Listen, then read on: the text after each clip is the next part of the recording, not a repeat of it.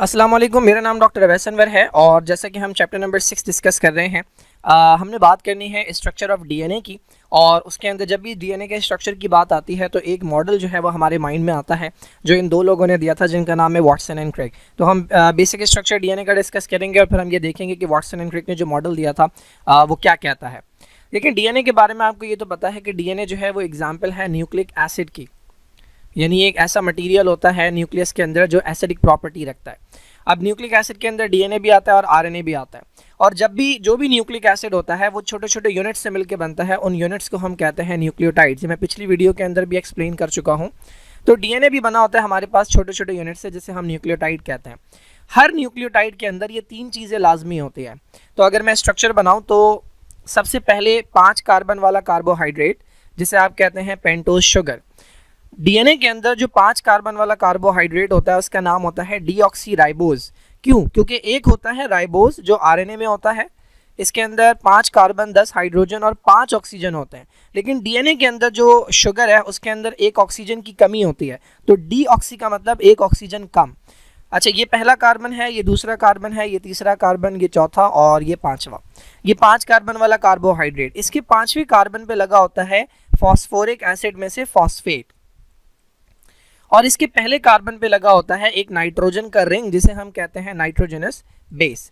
DNA के अंदर 4 तरह के नाइट्रोजनस बेस होते हैं। देखें, डीएनए के अंदर एक डीएनए के मॉलिक्यूल में, ये आपके पास एक डीएनए के 2 धागे हैं, तो इन दोनों धागों में हजारों लाखों इस तरह के यूनिट्स होते हैं। देखिए, हर न्यूक्लियोटाइड के अंदर ना ये सेम है, हर न्यूक्लियोटाइड के अंदर ये भी सेम है। फर्क कहाँ पर आता है? फर्क आता है यहाँ पे। ये जो नाइट्रोजनस बेस है, नाइट्रोजन वाला रिंग, ये 4 तरह के होते हैं डीएनए में। एक को कहते हैं एडेनिन, एक को कहते हैं ग्वानिन, एक को कहते हैं साइटोसिन, एक को कहते हैं थायमिन। तो डीएनए 4 तरह के पीसेस से बना हुआ है। यानी अगर मैं आपसे पूछूं न्यूक्लियोटाइड की कितनी टाइप्स होती हैं डीएनए में, तो न्यूक्लियोटाइड की 4 टाइप्स होती हैं। एक एडेनिन वाला न्यूक्लियोटाइड, एक ग्वानिन वाला न्यूक्लियोटाइड, एक साइटोसिन वाला न्यूक्लियोटाइड और एक थायमिन वाला न्यूक्लियोटाइड। बस 4 तरह के न्यूक्लियोटाइड से आपका पूरा का पूरा डीएनए का मॉलिक्यूल बना है। और सिर्फ इंसानों का नहीं, वायरस से लेकर इंसानों तक जितने भी ऑर्गेनिज्म है, सबके डीएनए के अंदर 4 तरह के न्यूक्लियोटाइड्स पाए जाते हैं, एडेनिन, ग्वानिन, साइटोसिन और थायमिन। इन्हीं को बार बार रिपीट करके जो है वो पूरा का पूरा डीएनए बना होता है, दोनों धागे। अच्छा, अब इसमें से जो एडेनिन और ग्वानिन है, ये ऐसे रिंग्स हैं कि जिनका अगर आप स्ट्रक्चर देखेंगे तो आपको नजर आएगा कि जैसे 2 रिंग्स जुड़े हुए हों। ये एडेनिन है। सिमिलरली मॉलिक्यूल होगा ग्वानिन का। तो ये जो डबल रिंग वाले नाइट्रोजनस बेसिस होते हैं ये कहलाते हैं प्यूरिन्स। तो एडेनिन और ग्वानिन जो है ये प्यूरिन्स की एग्जाम्पल है। और जो सिंगल रिंग वाले होते हैं, कुछ आपको नजर आएंगे जो ऐसे होंगे, सिर्फ एक रिंग होगा उनमें, जैसे कि साइटोसिन और थायमिन, तो ये कहलाते हैं पायरिमिडीन्स। ठीक है, तो ये बेसिक आइडिया हो गया। मैं आपको पहले बता चुका हूँ, ये आपकी बुक का पेज नंबर 150 है। 4 डिफरेंट तरह के ऑर्गेनिक बेसिस होते हैं। एक के अंदर एडेनिन लगा होता है, एक के अंदर थायमिन, एक के अंदर साइटोसिन, एक के अंदर ग्वानिन। एडेनिन और ग्वानिन का रिंग स्ट्रक्चर डबल वाला होता है, तो ये कहलाते हैं प्यूरिन। और साइटोसिन और थायमिन जो है वो सिंगल रिंग स्ट्रक्चर वाले होते हैं, ये कहलाते हैं पायरिमिडीन्स। ठीक है। अच्छा, अब न्यूक्लियोटाइड की अरेंजमेंट देखें। आपको पता है कि डीएनए का जो स्ट्रक्चर है उसके अंदर 2 धागे हैं, तो ये एक धागा है और ये दूसरा धागा है। अब इसके अंदर ये एक न्यूक्लियोटाइड है, ये दूसरा न्यूक्लियोटाइड है, ये तीसरा न्यूक्लियोटाइड है। इस तरह के हजारों हैं।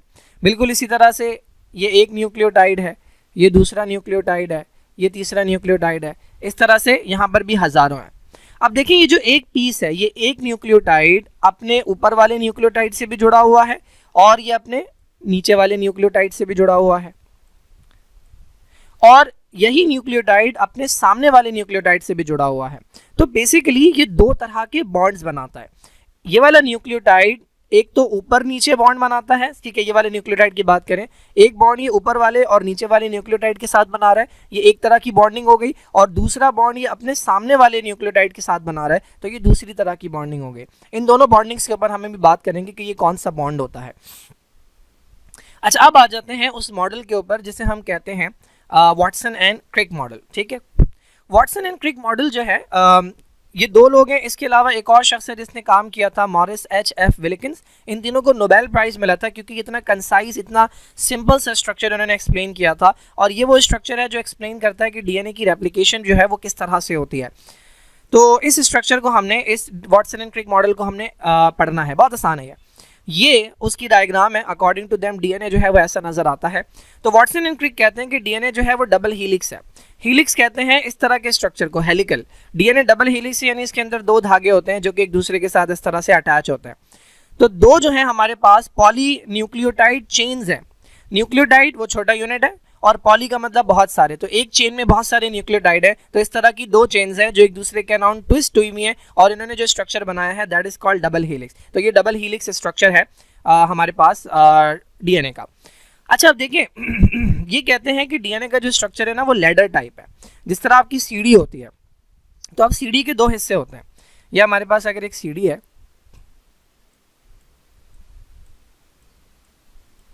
ठीक है, मैं ये बीच वाला हिस्सा पीसेस में बना रहा हूँ, हालांकि ये एक सिंगल इस तरह का होता है बट मैं इसे पीसेस में बना रहा हूँ। अच्छा जो सीढ़ी है उसके दो हिस्से होते हैं। एक हिस्सा वो होता है जिसके ऊपर आप हाथ रखते हैं, जिसे आप पकड़ते हैं। ये जो साइड्स होते हैं इसके, इनको आप पकड़ते हैं, ठीक है, इनके ऊपर आप हाथ रखते हैं, इन्हें होल्ड करते हैं। और एक हिस्सा ये बीच वाला होता है जिसके ऊपर आप पैर रखते हैं, तो इन्हें मैं कह रहा हूँ स्टेप्स, ठीक है। वाटसन एंड क्रिक ने इसके लिए वर्ड यूज किया है अपराइट। ये जो साइड्स हैं, सीढ़ी के जो साइड्स होते हैं, इसी तरह डीएनए के कुछ साइड्स हैं, दो साइड्स हैं, उनके लिए वर्ड यूज किया है अपराइट। और जो ये स्टेप्स हैं इनके लिए वर्ड यूज किया है रंग्स। तो उसने बताया, देखिए न्यूक्लियोटाइड जो होता है उसके अंदर तीन पार्ट्स हैं। एक पार्ट है पेंटोज शुगर, 5 कार्बन वाला कार्बोहाइड्रेट। दूसरा पार्ट है फॉस्फेट। इसने कहा, वाटसन एंड क्रिक मॉडल कहता है कि ये जो साइड्स हैं, ये जो अपराइट हैं, ये बने होते हैं शुगर से और ये बने होते हैं फॉस्फेट से। यानी ये दो पार्ट्स जो हैं ये बनाते हैं सीढ़ी का साइड वाला हिस्सा। इस तरफ भी शुगर और फॉस्फेट, ये बनाते हैं साइड वाला हिस्सा। डीएनए का साइड वाला हिस्सा जो है, जिसे अपराइट कहते हैं, वो इन दो चीजों से बना होता है। अब तीसरी चीज क्या बच गई? तीसरी चीज बच गई न्यूक्लियोटाइड। तो वो न्यूक्लियोटाइड जो है ये बीच वाला हिस्सा बनाते हैं जिन्हें हम कहते हैं रंग्स, या जिसे मैं नाम दे रहा हूं स्टेप्स का। मैं डायग्राम दिखाता हूं आपको, उससे बेहतर समझ आएगा। हाँ ये देखें, ये डीएनए के दो धागे हैं, ठीक है। ये एक धागा है, ये एक धागा है यहां से लेकर यहां तक, और ये दूसरा धागा है यहां से लेकर यहां तक।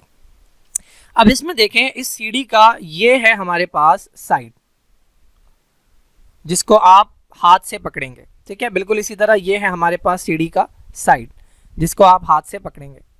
तो इसे कहा गया है अपराइट। देखिए इस अपराइट के अंदर कौन सी दो चीजें हैं? डी का मतलब डीऑक्सीराइबोज शुगर, और पी का मतलब फॉस्फेट। अगेन डी और पी, डीऑक्सीराइबोज शुगर और फॉस्फेट, इन दोनों को मिलाकर हम कहते हैं शुगर फॉस्फेट बैकबोन। तो ये पूरी जो आपको नजर आ रही है सीधा सीधा, ये शुगर और फॉस्फेट की बैकबोन है। बिल्कुल इसी तरह ये वाला साइड भी बना हुआ है शुगर और फॉस्फेट से। अब बच गया बीच वाला पार्ट, जिन्हें हमने कहा था रंग्स, जिसके ऊपर पैर रखेंगे सीढ़ी के अंदर, या जिसे स्टेप्स कहते हैं। तो देखें यहाँ पर है ग्वानिन और यहाँ पर है साइटोसिन, ये दोनों नाइट्रोजनस बेसिस हैं। यहाँ पर है एडिनिन, यहाँ पर है थाइमिन, ये दोनों अगेन नाइट्रोजनस बेसिस हैं। तो ये वाटसन एंड क्रिक कहता है कि ये इस तरह से बने। अगेन यहाँ पर देखें, तो ये डीएनए का एक धागा है इस तरफ, ये एक धागा है और ये दूसरा धागा है। अब इसके साइड्स देखें तो बने हुए हैं, ये शुगर है जिसमें O लिखा हुआ है ऑक्सीजन, और ये फॉस्फेट है, फिर शुगर फिर फॉस्फेट। तो ये शुगर और फॉस्फेट मिलकर बनाते हैं बैकबोन, और बीच वाला जो पार्ट है ये बना होता है नाइट्रोजनस बेसिस से। वापस आ जाते हैं वाटसन एंड क्रिक मॉडल पे। तो अब तक की बात क्या है कि भाई डीएनए जो है उसका स्ट्रक्चर लैडर टाइप है। डीएनए के अंदर दो न्यूक्लियोटाइड की चेन्स होती हैं लंबी लंबी, जो एक दूसरे के अराउंड लिपटी हुई होती हैं, और इस तरह से डबल हीलिक्स बनता है। अब ये जो साइड्स हैं, ये जो अपराइट हैं, ये बने हुए हैं किससे? शुगर से और फॉस्फेट से। और जो रंग्स हैं, जो स्टेप है, वो बना हुआ है नाइट्रोजनस बेस से। अच्छा अब देखें, डीएनए के एक धागे के अंदर कोई नाइट्रोजनस बेस होगा और डीएनए के दूसरे धागे में कोई नाइट्रोजनस बेस होगा बीच में। इनके लिए ना एक रूल है, अगर तो एडिनिन है, एक तरफ अगर लगा हुआ है एडिनिन, तो अगर आप इसके सामने देखेंगे तो आपको हमेशा दूसरे वाले धागे में थायमीन नजर आएगा। और अगर एक धागे में लगा हुआ है साइटोसिन, तो इसके सामने वाले धागे में हमेशा आपको ग्वानिन नजर आएगा। दिस इज द रूल, ये चार्गफ रूल है। ये चार्गफ ने बताया था कि डीएनए के अंदर जब भी एक धागे के अंदर एडिनिन होता है तो उसके सामने हमेशा ग्वानिन नजर आएगा, और जहाँ पे ग्वानिन होता है उसके सामने हमेशा साइटोसिन नजर आएगा। अगर आप इस डायग्राम के अंदर देखें तो एक धागे में थायमीन लगा है, उसके सामने एडेनिन, इस धागे में साइटोसिन लगा है, इसके सामने ग्वानिन, इस धागे में एडेनिन लगा है, इसके सामने अगेन थायमीन, और इस धागे में ग्वानिन है तो साइटोसिन। तो एडेनिन हमेशा बॉन्ड बनाता है। यहाँ भी अगर आप देखें थायमीन के सामने एडेनिन, एडेनिन के सामने थायमीन, ग्वानिन के सामने साइटोसिन और साइटोसिन के सामने ग्वानिन, तो ये हमेशा यही बॉन्डिंग बनती है। अच्छा, एक और बात हमने डिस्कस किया था कि ये जो न्यूक्लियोटाइड्स हैं, किसी और डायग्राम में दिखाता हूं मैं, हाँ इसमें ही देखते हैं। ये जो एक न्यूक्लियोटाइड है, कहाँ गया, ये जो एक न्यूक्लियोटाइड है, एक न्यूक्लियोटाइड, ये एक तो अपने ऊपर नीचे वाले न्यूक्लियोटाइड से भी जुड़ता है और ये अपने सामने वाले न्यूक्लियोटाइड से भी जुड़ता है। तो पहले हम बात करेंगे कि सामने कौन सा बॉन्ड बनाता है। ये जो आपको डॉट नजर आ रहे हैं ना, देखिए एक धागे का न्यूक्लियोटाइड दूसरे धागे के न्यूक्लियोटाइड से बॉन्ड बना रहा है, जुड़ा हुआ है, जब भी तो ये पूरा एक स्ट्रक्चर के अंदर जो है वो मौजूद है। ये जो डॉट वाले बॉन्ड्स हैं ये कहलाते हैं हाइड्रोजन बॉन्ड्स। एडेनिन और थायमीन, इनके दरमियान जो हाइड्रोजन बॉन्ड्स बनते हैं उनका नंबर है 2। एडेनिन और थायमीन के दरमियान 2 हाइड्रोजन बॉन्ड्स बनते हैं, यानी जब भी और एडेनिन और थायमीन जुड़ेंगे तो उनके दरमियान 2 बॉन्ड्स बनेंगे। और साइटोसिन और ग्वानिन के दरमियान जो बॉन्ड बनते हैं वो 3 बॉन्ड्स बनते हैं। तो यहाँ आपको नजर भी आएगा, ये एडेनिन और थायमीन है, ये एक बॉन्ड बना हुआ है, ठीक है, और ये दूसरा बॉन्ड है। अगेन एडेनिन और थायमीन, ये एक बॉन्ड बना हुआ है और ये दूसरा बॉन्ड है, 2 हाइड्रोजन बॉन्ड। साइटोसिन और ग्वानिन के दरमियान 3 बॉन्ड आपको नजर आ रहे हैं। तो इस तरह से डीएनए का एक धागा अपने सामने वाले धागे के साथ जुड़ता है, या एक न्यूक्लियोटाइड अपने सामने वाले न्यूक्लियोटाइड के साथ जुड़ता है, तो कौन सा बॉन्ड बनता है, हाइड्रोजन बॉन्ड। अभी मैं आपको बताऊंगा कि एक न्यूक्लियोटाइड जब अपने ऊपर वाले और नीचे वाले न्यूक्लियोटाइड के साथ जुड़ता है तो कौन सा बॉन्ड बनाता है। यहाँ पे हाइड्रोजन बॉन्ड नहीं बनता, बल्कि यहाँ पर जो बॉन्ड बनता है वो कहलाता है फॉस्फोडाइईस्टर बॉन्ड। मैं देखता हूँ कहाँ था ये, यहाँ से समझाता हूँ मैं। देखें, दिस इज वन न्यूक्लियोटाइड, ठीक है, ये पूरा ये एक चेन है, दिस इज वन स्ट्रैंड, 2 धागे नहीं ये डीएनए के, ये एक धागा है। This is another nucleotide, this is another nucleotide and this is another nucleotide. तो ये 4 न्यूक्लियोटाइड्स है, ठीक है। अब देखें, ये वाला न्यूक्लियोटाइड अपने ऊपर वाले न्यूक्लियोटाइड के साथ जुड़ा हुआ है, ये आपको बॉन्ड नजर आ रहा है। ये किस किस के दरमियान बनता है, देखें इस कार्बन का, ऊपर वाले कार्बन ऊपर वाले शुगर का कार्बन नंबर 3 है, ये पहला कार्बन है, ये दूसरा कार्बन है और ये तीसरा कार्बन है, इसका कार्बन नंबर 3। और नीचे वाले का कार्बन नंबर 5, पहला कार्बन, दूसरा कार्बन, तीसरा कार्बन, चौथा कार्बन और ये 5वां कार्बन है, कार्बन नंबर 5। ये जो बॉन्ड बनता है कार्बन नंबर 3 और कार्बन नंबर 5 के दरमियान में, ऊपर दोबारा देखें, carbon number 5, carbon number 3, carbon number 5, carbon number 3। तो ये 3-5 जो बॉन्डिंग होती है ये बॉन्ड कहलाता है फॉस्फोडाइईस्टर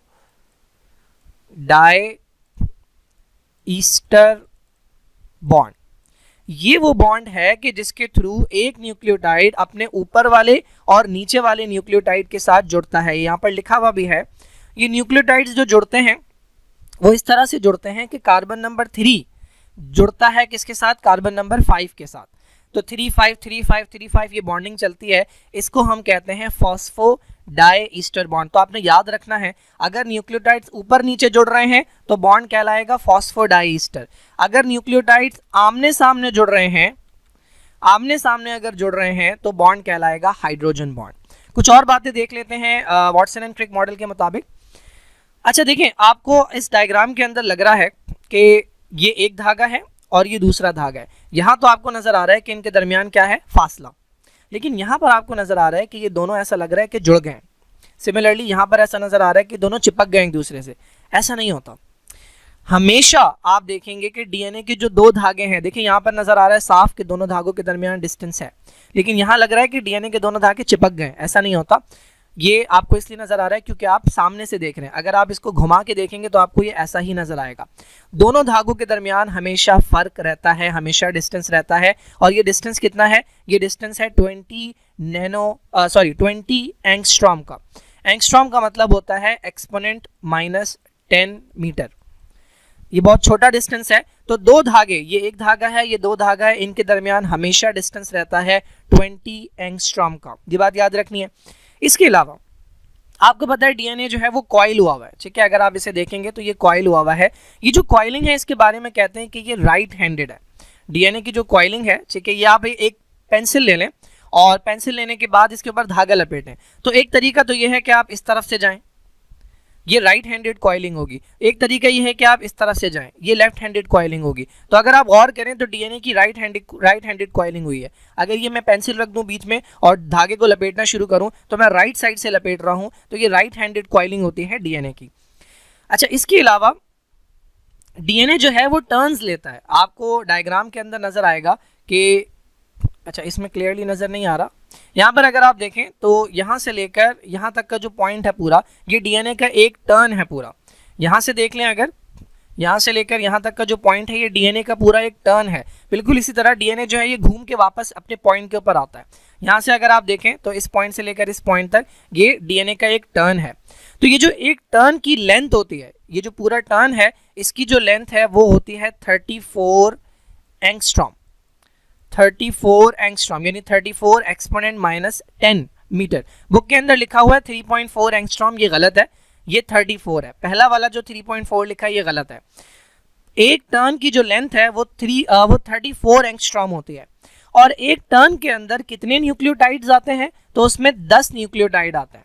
अब अगर आप डिवाइड करें 34 को 10 से तो आपके पास आएगा आंसर 3.4। ये जो 3.4 है ये एक न्यूक्लियोटाइड का साइज है। तो देखें एक न्यूक्लियोटाइड का साइज कितना है, 3.4। अगर एक टर्न के अंदर 10 न्यूक्लियोटाइड हैं तो अगर आप इसे मल्टीप्लाई करेंगे तो ये बनेगा 34। ये साइज किसका है, ये एक टर्न का साइज है। तो अगर इस डायग्राम के अंदर मैं दिखाऊं, देखें यहाँ पर नैनोमीटर में लिखा है। अगर आप नैनोमीटर में लेंगे तो एक टर्न बनेगा 3.4। अगर आप इस पॉइंट को एक डिजिट आगे ले जाएं तो ये कितना हो जाएगा, ये 34 हो जाएगा। नैनोमीटर का मतलब होता है एक्सपोनेंट माइनस 9। जब मैं इस पॉइंट को एक डिजिट आगे ले जाऊंगा तो ये -9 की जगह बन जाएगा -10। और मैंने अभी आपको बताया -10 का मतलब होता है एंगस्ट्रॉम। ठीक है, तो अगर नैनोमीटर में पूछा जा रहा है तो एक टर्न की जो लेंथ है वो 3.4 नैनोमीटर है। अगर एंगस्ट्रॉम में पूछा जा रहा है तो एक टर्न की जो लेंथ है वो 34 एंगस्ट्रॉम है। ठीक है, तो एक टर्न की लेंथ 34 है और एक न्यूक्लियोटाइड, ये जो एक पीस है इसकी लेंथ जो है वो 3.4 एंगस्ट्रॉम है। अगर नैनोमीटर में लेंगे तो ये 0.34 नैनोमीटर बनती है। ये आपकी बुक की डायग्राम है। पेज चैप्टर का स्टार्ट जो है ये उसके ऊपर मौजूद है। देखें यहाँ से लेकर यहाँ तक एक टर्न है, कितनी लेंथ है, 3.4 नैनोमीटर। अगर एंगस्ट्रॉम में पूछूं तो 34 एंगस्ट्रॉम। ठीक है, इसके अंदर 10 न्यूक्लियोटाइड आ रहे हैं। अगर आप काउंट करेंगे तो आपको 10 न्यूक्लियोटाइड मिलेंगे। अच्छा, अब ये जो 10 न्यूक्लियोटाइड हैं, अगर मैं आपसे पूछूं एक न्यूक्लियोटाइड का साइज कितना है तो आप डिवाइड कर दें, 34 डिवाइडेड बाय 10 ये बनेगा 3.4 एंगस्ट्रॉम। तो एक न्यूक्लियोटाइड का जो साइज है, ये एक न्यूक्लियोटाइड की जो लेंथ है, ये लेंथ ये है 3.4 एंगस्ट्रॉम और 10 न्यूक्लियोटाइड की जो लेंथ है वो है 34 एंगस्ट्रॉम। इसी तरीके से हमने बात की कि दो धागों के दरमियान जो डिस्टेंस है वो कितना है, वो 20 एंगस्ट्रॉम है, एंगस्ट्रॉम। अगर आप इस डेसिमल को एक पॉइंट पीछे ले जाएं तो ये कितना हो जाएगा, ये हो जाएगा 2 नैनोमीटर। ठीक है, तो दो धागों की लेंथ अगर 2 नैनोमीटर है, दो धागों के दरमियान डिस्टेंस 2 नैनोमीटर है, तो एक धागा कितने नैनोमीटर का होगा, ये 1 नैनोमीटर का होगा, यानी 10 एंगस्ट्रॉम का होगा। तो ये यहाँ जो 1 नैनोमीटर लिखा हुआ है ये यहाँ से लेकर यहाँ तक का डिस्टेंस है। 1 नैनोमीटर का मतलब 10 एंगस्ट्रॉम। और अगर पूरा ले लें आप डिस्टेंस एक धागे से दूसरे धागे तक का तो ये बनेगा 20 नैनोमीटर, सॉरी 20 एंगस्ट्रॉम, जो बनेगा 2 नैनोमीटर। तो ये कुछ कन्फ्यूजन जो है ये स्टूडेंट्स को रहता है।